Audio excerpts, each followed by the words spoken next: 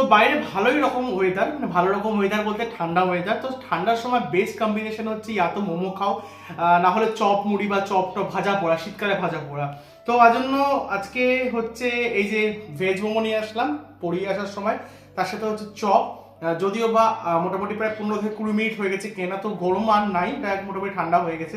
খেয়ে দেখি কেমন হচ্ছে, এটা টেস্ট করে দেখি।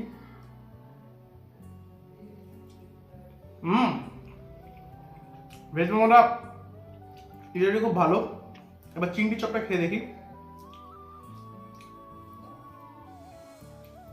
একটা বি সাইজ চিংড়ি দিয়েছে এখানটাতে, খুব একটা খারাপ না, মোটামুটি ভাবে।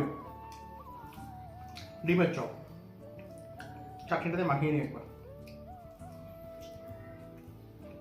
পুরো হাফ ডিম এখানে আছে, মানে বেশ টেস্টি।